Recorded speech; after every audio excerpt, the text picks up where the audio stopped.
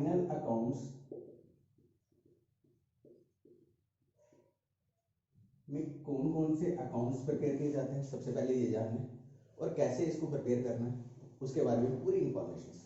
तो सबसे पहले हमारे पास आ गया आज का टॉपिक फाइनल अकाउंट्स। तो फाइनल अकाउंट्स के तीन हिस्से हैं। एक आता है हमारे पास ट्रेडिंग अकाउंट, सेकंड पार्ट आता है हमारा प्रॉफिट एंड लॉस अकाउंट, और थर्ड आता है हमारे पास बैलेंस शीट।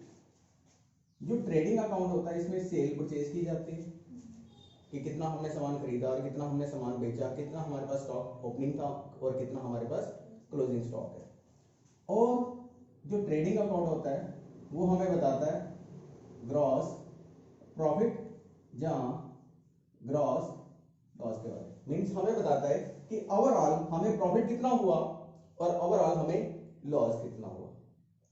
जो प्रॉफिट एंड लॉस है ये हमें बताता है नेट प्रॉफिट के बारे में और नेट लॉस के बारे में। मींस जितने हमारे नॉन एक्सपेंसेस हैं और नॉन इनकम है वो सारी यहाँ पे प्लस माइनस करने के बाद हमें नेट प्रॉफिट कितना आया या नेट लॉस कितना आया। और जो बैलेंस शीट है ये हमें बताती है हमारे पास कैपिटल कितनी है, हमारी लायबिलिटीज कितनी है और हमारी एसेट्स कितनी है। इसमें बताएगा कि लायबिलिटीज कौन कौन सी है और एसेट्स कौन कौन सी है। यहां पे सारी इसकी डिटेल इंफॉर्मेशन आएगी।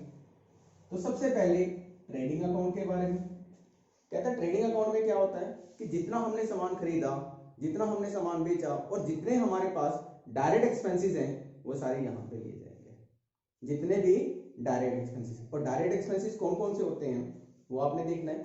एक मैन्युफैक्चरिंग एक्सपेंसेस भी आते हैं, वो भी यहाँ पे ट्रेडिंग का पार्ट है। अगर एबनॉर्मल लॉस आ गया वो भी ट्रेडिंग का हिस्सा है। एबनॉर्मल लॉस किसका हिस्सा है? ट्रेडिंग का। तो इसके लिए आज हम पढ़ेंगे सबसे पहले ट्रेडिंग अकाउंट का फॉर्मेट।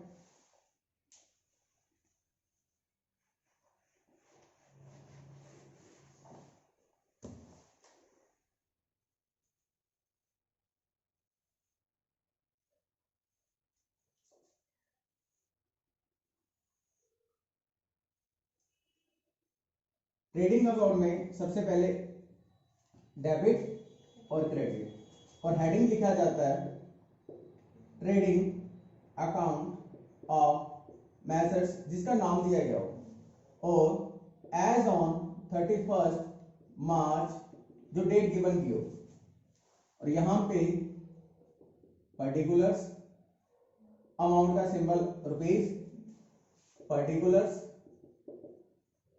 और अमाउंट का सिंबल रुपीज। ट्रेडिंग अकाउंट में हमेशा डेबिट में 2 आता है और क्रेडिट में बाय आता है, ये बात याद रखनी। डेबिट साइड में हमेशा 2 और क्रेडिट साइड में हमेशा बाय। जो सबसे पहले ट्रेडिंग अकाउंट में लिया जाता है वो लिया जाता है ओपनिंग स्टॉक। क्या लिया जाता है हमारे पास? Opening stock. और इसके बाद 2 परचेजेस, जो हमने सामान खरीदा होगा वो लिखा जाएगा, और इसको आपने अंदर लिखना है। Less purchases return. Purchases return का दूसरा नाम है रिटर्न आउटवर्ड। क्या नाम है इसका? Return outward. ये आपने अंदर लिखना है।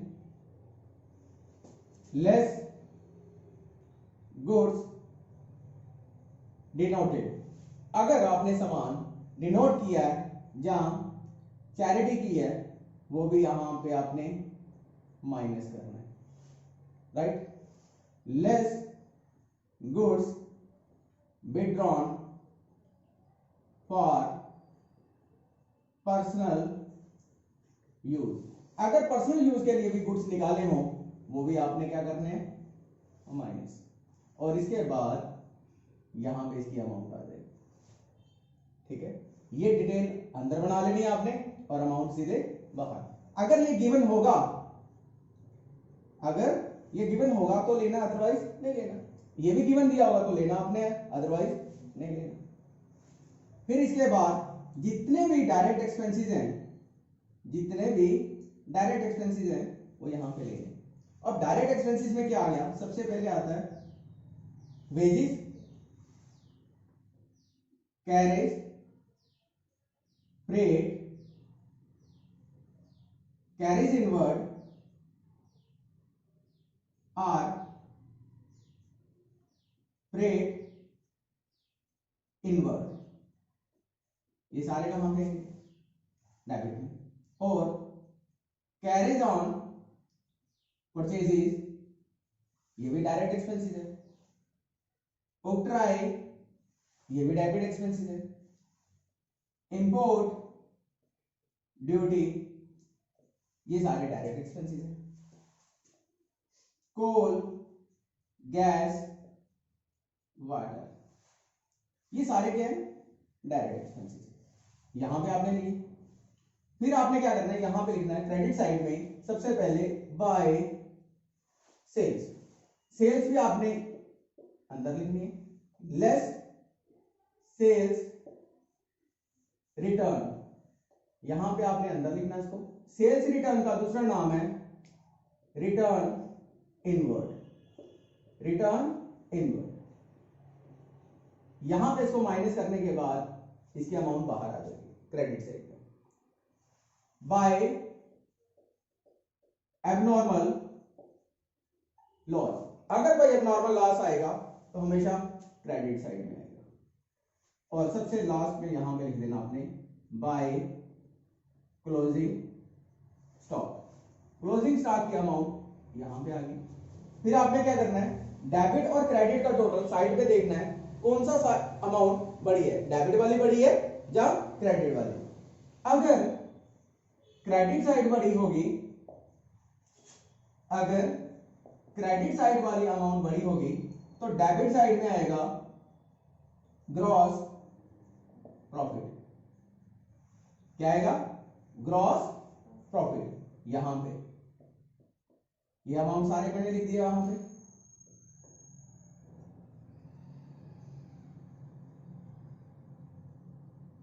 ठीक, ये क्या आ गया हमारे पास, gross profit. In case debit side amount बड़ी आती है और क्रेडिट वाली छोटी आती है तो यहां पे आएगा बाय ग्रॉस लॉस अमाउंट। यहां पे प्रॉफिट होगा तो यहां पे, लॉस होगा तो यहां पे। अगर डेबिट साइड बड़ी है तो लॉस आएगा, अगर क्रेडिट साइड बड़ी है तो प्रॉफिट आएगा।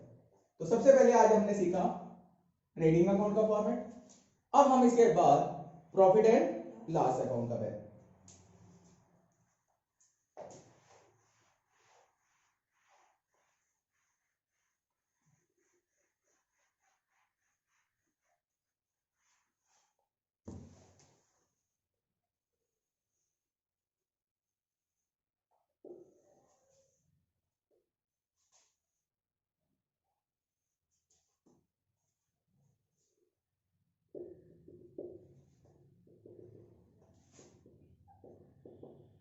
जब हम प्रॉफिट एंड लॉस अकाउंट बनाएंगे तो सेम यहां पे भी लिखेंगे पर्टिकुलर्स और पेज, पर्टिकुलर्स और पेज का सिंबल, और हेडिंग लिखेंगे profit and loss account of messrs as on 31st मार्च।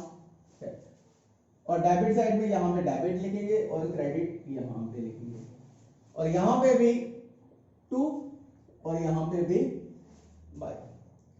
अगर ग्रॉस प्रॉफिट होगा तो सबसे पहले यहां पे क्रेडिट साइड में लिखेंगे gross profit transfer from trading account. अगर लॉस होगा तो यहां पे लिखेंगे to gross loss transfer from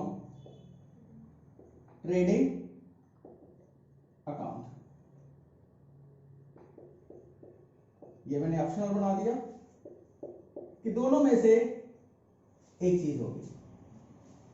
और जितने भी इनडायरेक्ट एक्सपेंसेस होंगे वो यहां पे, इनडायरेक्ट एक्सपेंसेस जितने भी होंगे वो सारे कहां पे आएंगे, यहां पे। इनडायरेक्ट एक्सपेंसेस में कौन कौन से आते हैं, ऑफिस एक्सपेंसेस, एडमिनिस्ट्रेटिव के expenses, selling expenses, travelling expenses, जितने भी हैं वो सारे यहां पे आएंगे। अब जैसे कौन कौन सा आएगा, सबसे पहले आ गया हमारे पास to rent, to salaries, to commission, dividend, और साथ में लिखा होगा पेड। तो यहां पे आएगा डेबिट साइड में to carriage on sales, to carriage outward. Carriage on sales और कैरेज आउटवर्ड सेम चीज होती है। यहां पे आ गया to office expenses, to miscellaneous expenses, to sundry expenses, to brokerage on sales, to discount, interest allowed। ठीक है, ये सारे एक्सपेंसेस कहां पे आएंगे, डेबिट साइड में। ये कितना था एक्सपेंडिचर, यहां पे आ गया to telephone charges, to advertising, to charity donation, यहां पे सारे एक्सपेंसेस। और हमारे ये क्रेडिट साइड हमारी इनकम साइड होती है। अगर आपको इनकम का सोर्स मिल रहा है, जैसे बाय कमीशन, डिविडेंड, रिसीव्ड, चाहे इंटरेस्ट भी लिख लो उसके साथ, डिस्काउंट भी लिख लो, ये सारा कुछ क्या है, रिसीव्ड। अगर रिसीव्ड होगा तो क्रेडिट साइड में, कहां पे आ गया, क्रेडिट साइड। फिर आपने क्या देखना है कि कौन सी साइड बड़ी है, कौन सी साइड, फिर देखना आपने बड़ी है। अगर क्रेडिट साइड बड़ी आती है तो आपने यहां पे इसका टोटल कर लेना है, डेबिट में और क्रेडिट में, और यहां पे लिखेंगे टू नेट प्रॉफिट। अगर डेबिट साइड बड़ी होगी और क्रेडिट साइड छोटी आती है तो आपने लिखना है यहां पे नेट लॉस, हर अमाउंट यहां पे आ जाएगा। ये आ गया आपका डेबिट साइड का और ये आ गया आपका क्रेडिट साइड। अगर डेबिट बड़ा होगा तो लॉस आएगा, अगर क्रेडिट बड़ी होगी तो प्रॉफिट आएगा, नेट प्रॉफिट। अब इसके बाद हमने बनाना है बैलेंस शीट। तो बैलेंस शीट में क्या होता है कि डिटेल्स एनालाइज करके बताते हैं कि कितना हमारे एसेट्स हैं, कितनी हमारी लायबिलिटीज हैं और कितनी हमारी कैपिटल। तो सबसे पहले फिर से हम बनाएंगे इसकी बैलेंस शीट। बैलेंस शीट हमें प्रॉपर वे में बताती है कि हमारे पास कितना प्रॉफिट आया था।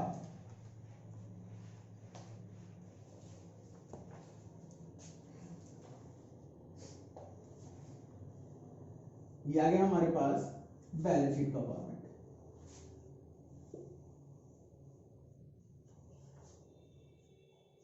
यहां पे हमने लिखना है लायबिलिटीज, डेबिट साइड में हमने क्या लिखनी है, लायबिलिटीज और पेज का सिंबल। क्रेडिट साइड में हमने लिखनी है एसेट्स और पेज का सिंबल। और हेडिंग क्या लिखनी है, balance sheet of messrs as on 31st March. Balance sheet में ना टू यूज करते ना हम वाई यूज करते। तो सबसे पहले क्या लिखना आपने यहां पे, कैपिटल। क्या लिखना आपने, कैपिटल। कैपिटल की अमाउंट हमेशा अंदर लिखनी। Add net profit. अगर नेट प्रॉफिट होगा तो आपने ऐड करना है लेस नेट लॉस, और दोनों में से एक चीज गिवन होगी, या नेट प्रॉफिट होगा जो नेट लॉस, लॉस होगा तो माइनस करना है। यहां पे आ गया लेस ड्राइंग्स। ड्राइंग का मीनिंग हो गया कि जो सामान, जो पैसा आपने खुद के लिए निकाला हो, अपने फैमिली के लिए निकाला होगा, वो हमेशा यहां पे माइनस करेंगे और अमाउंट बाहर आ जाएगी। फिर हमारे पास लायबिलिटीज में सबसे पहले आ जाएगा यहां पे सन्डी क्रेडिटर्स, बिल पेबल, लोन्स, ठीक है, ये चीजें आ गई। बैंक ओवरड्राफ्ट, ये भी लोन, चाहे शॉर्ट टर्म हो चाहे लॉन्ग टर्म हो, राइट। बैंक ओवरड्राफ्ट भी आ गया। फिर यहां पे सबसे पहले एसेट्स में आ गया हमारे पास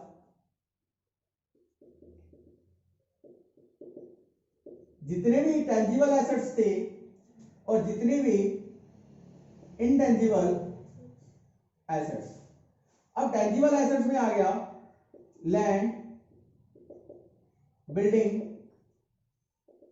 मशीनरी,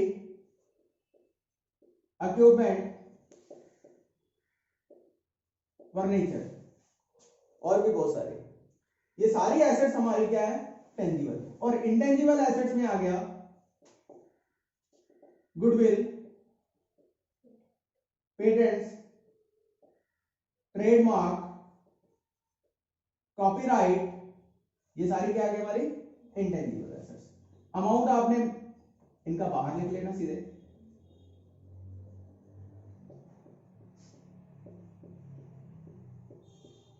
ये हमारा सारा डिटेल्स में आ गया। फिर आ गया हमारे पास अगर हमने कोई इन्वेस्टमेंट की है, यहां पे आ गया इन्वेस्टमेंट के बाद आ गए हमारे करंट एसेट्स। ये हमारी फिक्स एसेट्स थी और ये हमारी क्या आ गई करंट एसेट्स। करंट एसेट्स में क्या आता है, cash in hand, cash at bank, सन्डी debtors, इसको हम बुक डेब्ट्स भी बोलते हैं, ठीक है, बिल रिसीवेबल। ये सारी चीजें क्या करेंगे हम ऐड करेंगे और टोटल करेंगे। अगर लायबिलिटीज का टोटल और एसेट्स का टोटल बराबर आता है, दैट मींस कि आपका बैलेंस शीट बराबर। बैलेंस शीट का मींस हो गया बैलेंस करना, तो हमारा आंसर बिल्कुल एक्यूरेट आ जाएगा। लायबिलिटी साइड का टोटल किया तो यहां पे, एसेट्स का टोटल किया यहां पे, और दोनों का टोटल बराबर आना चाहिए। अगर ये सारी चीजें बराबर आती हैं तो दैट मींस कि आपने जितना भी क्वेश्चन किया वो बिल्कुल एक्यूरेट है, आपके क्वेश्चन में बिल्कुल एक्यूरेट है। तो ये था आज सबसे पहले फाइनल अकाउंट्स में फॉर्मेट। क्या पढ़ाया मैंने, trading account, profit and loss और बैलेंस शीट। इसी से आपके आगे कंसेप्ट चलेंगे जिसमें हम विद एडजस्टमेंट पढ़ेंगे और विदाउट एडजस्टमेंट। ये अभी मैंने जो भी सिखाया ये सारी विदाउट एडजस्टमेंट का फॉर्मेट था। अब इसके बाद हमने सीखना है विद एडजस्टमेंट। तो एडजस्टमेंट में क्या होता है कि जो भी एडजस्टमेंट होगी वो हमेशा दो बार आती है। एडजस्टमेंट हमेशा दो बार आती है।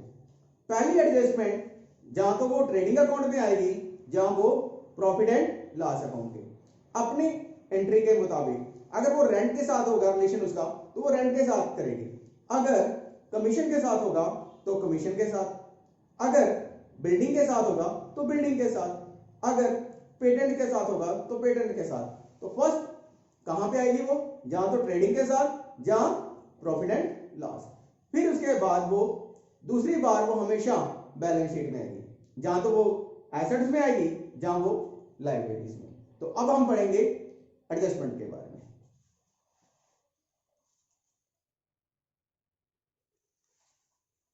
अब हम बात करेंगे एडजस्टमेंट के बारे में।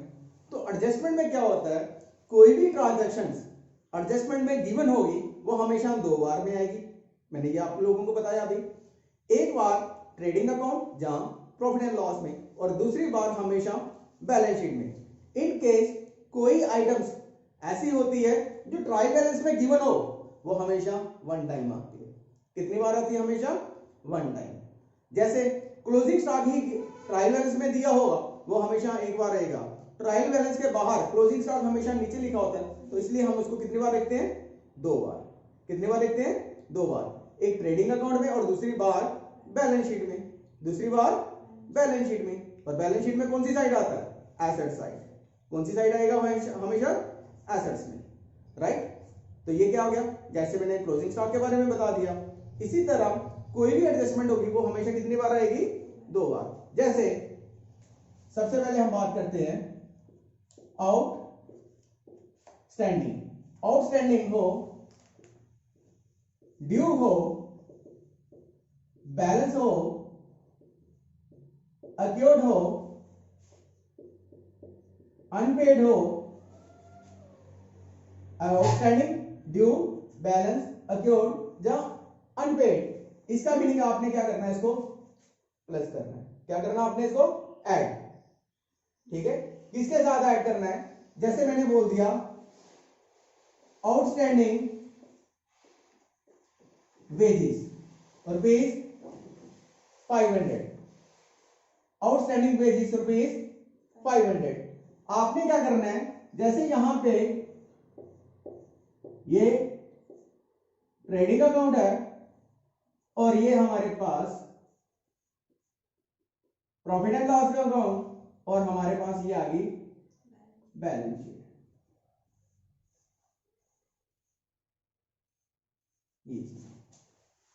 आपने देखना आउटस्टैंडिंग वेजेस मींस वेजेस, यहां पे सपोज करो यहां पे दिया था वेजेस 1000, कितना दिया था 1000, आपने इसको अंदर लिखा, यहां पे लिखा outstanding wages. Outstanding wages means अभी हमने वेजेस पे करना है, तो ये क्या हमारी लायबिलिटीज है, तो हमने यहां पे क्या करना है, ऐड आउटस्टैंडिंग वेजेस। अमाउंट कितना लिखा 500 और अमाउंट कितना बाहर आ गया इसका 1500।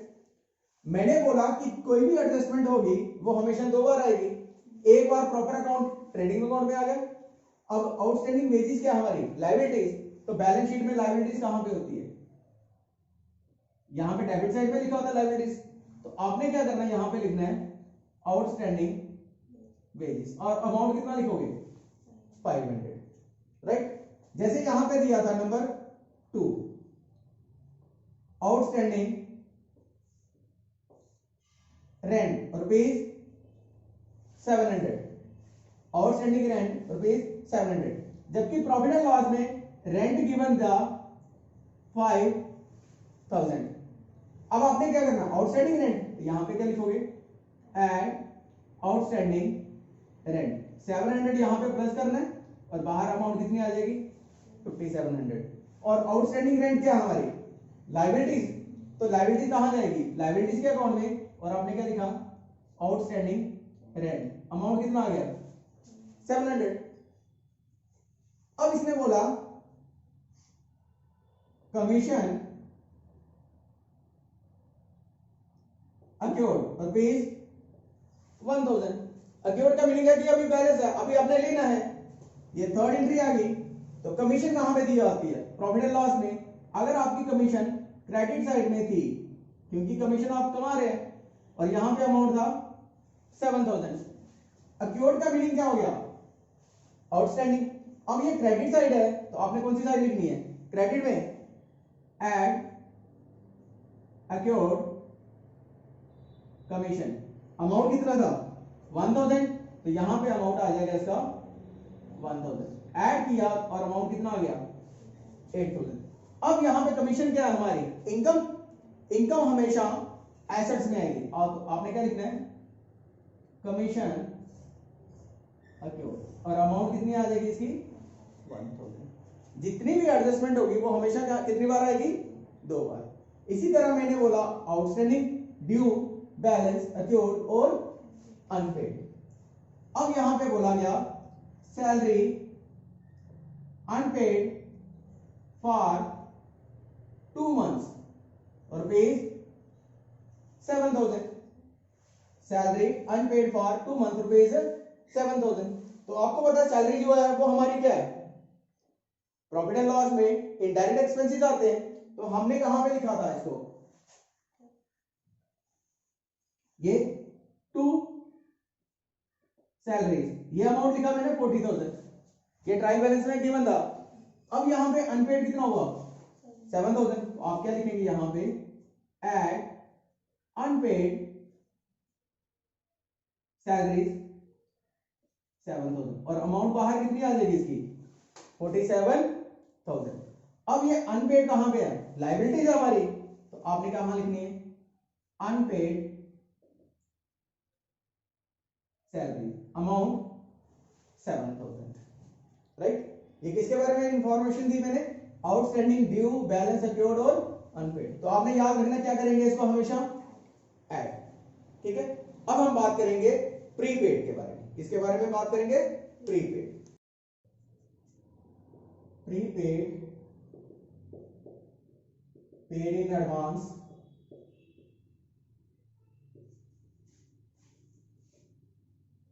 received in advance।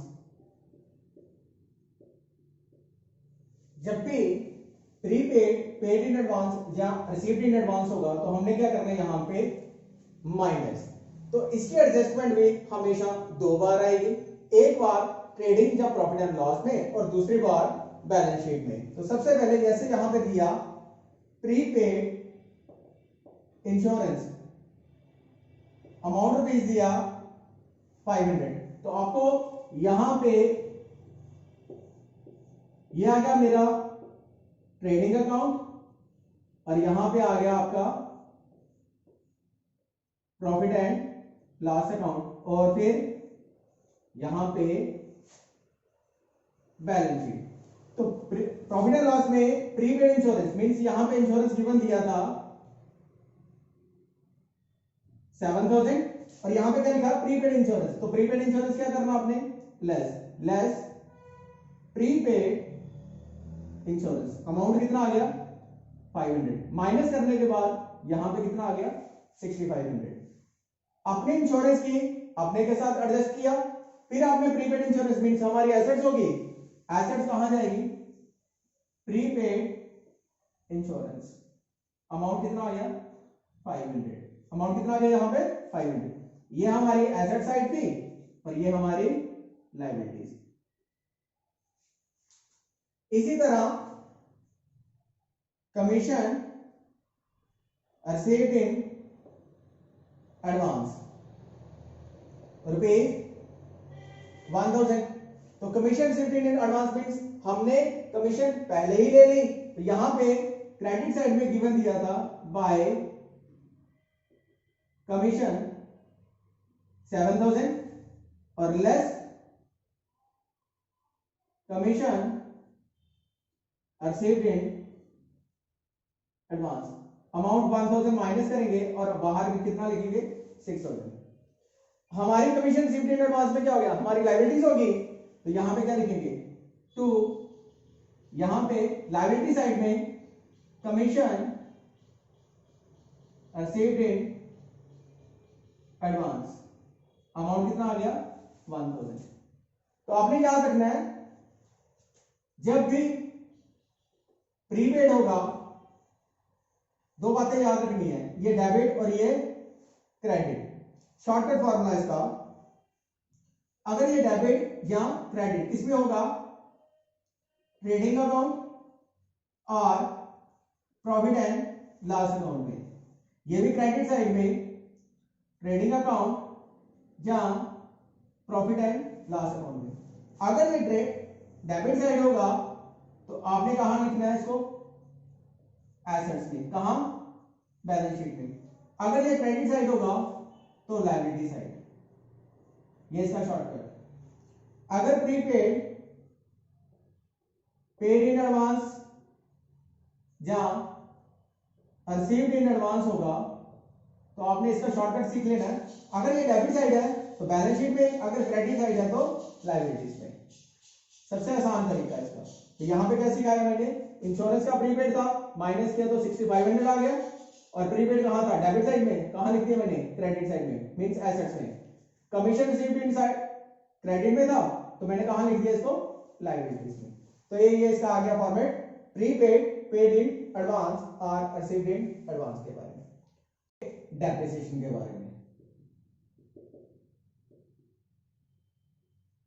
डेप्रिसिएशन में क्या होता है कुछ एसेट्स जो होती है उसकी वैल्यू डिक्रीज होती है, जो वैल्यू डिक्रीज होती है उसको हम क्या बोलते हैं depreciation due to wear and tier.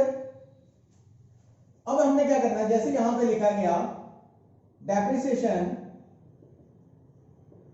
Charge on plant and machinery rupees 7,000। तो आपने क्या करना है, यहां पे प्लांट एंड मशीनरी का जैसे अकाउंट सेपरेट बनाना है, उससे अच्छा है जैसे यहां पे लिखा प्रॉफिट एंड लॉस अकाउंट, यहां पे क्या लिखा आपने, to depreciation on plant and machinery, amount कितना आ गया 7,000।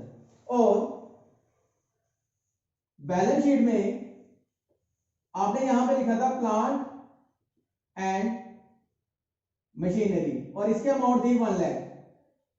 आपने क्या करना है, इसमें से डेप्रिसिएशन को माइनस करना है, लेस डेप्रिसिएशन 7,000 और अमाउंट रह गया balance 93,000।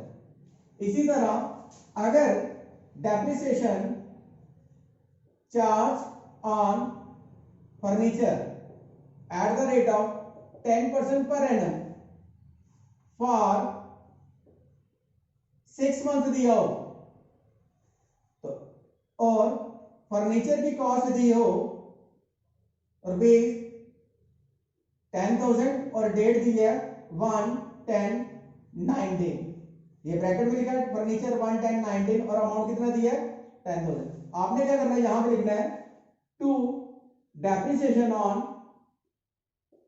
Furniture 10,000 into 10/100 into 6/12 in case date is given 10/100, 6 1 6, 6 2 12, 0 0 0 0 2 500। यहां पे कितनी डेप्रिसिएशन आ गई 500। आपने यहां पे क्या लिखना है, फर्नीचर कॉस्ट दिया था 10,000 लेस डेप्रिसिएशन 500 और बाहर अमाउंट कितना आ गया 9500। अगर number 3 depreciation on building at the rate of 20% और कॉस्ट ऑफ बिल्डिंग दी है 5 लाख, सिंपल दी है, यहां पे डेट दी थी, यहां पे डेट नहीं दी है। तो आपने क्या करना है, यहां पे लिखना है to depreciation on building 5 lakh into 20/100 और अमाउंट कितना आ गया 1 लाख। और यहां पे क्या लिखेंगे, बिल्डिंग कॉस्ट आ गई 5 लाख लेस डेप्रिसिएशन, अमाउंट कितना किया 1 लाख, अमाउंट बाहर कितनी आ जाएगी 4 लाख। डेप्रिसिएशन 3 तरह की होती है, when depreciation amount is given, when depreciation amount at the rate of percentage में गिवन हो विद टाइम पीरियड दिया हो, और when depreciation at the rate of given हो और टाइम पीरियड नॉट गिवन हो। तो ये 3 तरह की डेप्रिसिएशन आ गई। तो यहां पे क्या सीखा हमने डेप्रिसिएशन के बारे में। अब हम पढ़ेंगे बैड डेब्ट्स के बारे में।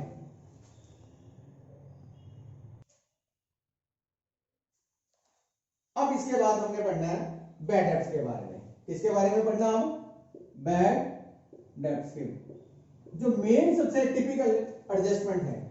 तो सबसे पहले यहां पे लिखेंगे आप टू बैड डेब्ट्स, इसकी अमाउंट आपने अंदर लिखनी है, एड न्यू बैड डेब्ट्स, यहां पे इसको अंदर लिखना आपने, ऐड करके अमाउंट आ जाएगी, add new provision for bad debts, जो नया बैड डेब्ट्स का प्रोविजन होगा वो भी यहां पे ऐड करना है, नंबर 1, नंबर 2, और यहां पे लिखेंगे less old provision for bad debts, जो old provision for bad debts given होगा वो आपने माइनस करना और यहां पे अमाउंट आ जाएगी 1 2 3 और ये 4 एडजस्टमेंट। इसके बाद यहां पे आएगा टू डिस्काउंट ऑन डेटर्स, अगर डिस्काउंट ऑन डेटर्स गिवन होगा तो आपने लेना, अदरवाइज नहीं लेना। तो ये सारी एडजस्टमेंट कहां पे आ गई, प्रॉफिट एंड लॉस में। जब आपने बैलेंस शीट बनानी है तो सबसे पहले यहां पे लिखना है सन्डी डेटर्स, अमाउंट यहां पे अंदर लिख लेना, लेस बैड डेब्ट्स। ये कौन से बैड डेब्ट्स आएंगे? न्यू बैड डेब्ट्स, जो एडजस्टमेंट में गिवन होंगे। यहां पे इसका अमाउंट गिवन होगा, आपने माइनस करना है। न्यू बैड डेब्ट्स का अमाउंट गिवन दिया होगा तो आपने माइनस करना है। फिर आपने लिखना है less new provision for bad debts. जो नया प्रोविजन होगा वो किस पे निकाला जाएगा? इसके ऊपर। जो बैलेंस अमाउंट आएगी उसके ऊपर आपने नया प्रोविजन निकालना है। ये भी आपने क्या करना है? माइनस अमाउंट, जो बैलेंस बचेगा यहां पे आ जाएगा, लेस डिस्काउंट ऑन डेटर्स। जो न्यू डिस्काउंट ऑन डेटर्स होगा वो किसके ऊपर निकाला जाएगा? इसके ऊपर। और अमाउंट यहां पे लिखना है और माइनस करके जो बैलेंस बचेगा यहां पे आएगा, यहां पे इसका बैलेंस आएगा। तो सबसे पहले क्या आ गया यहां पे? सन्डी debtors, less new bad debts given होंगे, लेस न्यू बैड डेब्ट्स और new provision for bad debts. Provision की जगह वहां पे कभी कभी रिजर्व भी लिखा होता है, तो आपने प्रोविजन और रिजर्व को सेम मानना है। तो ये थी हमारी बैड डेब्ट्स की एडजस्टमेंट। तो सबसे इंपॉर्टेंट एडजस्टमेंट आप लोगों को मैंने आज करवा दी, बैड डेब्ट्स के बारे में, प्रोविजन फॉर बैड डेब्ट्स के बारे में, डिस्काउंट के बारे में, और like a Hellcat.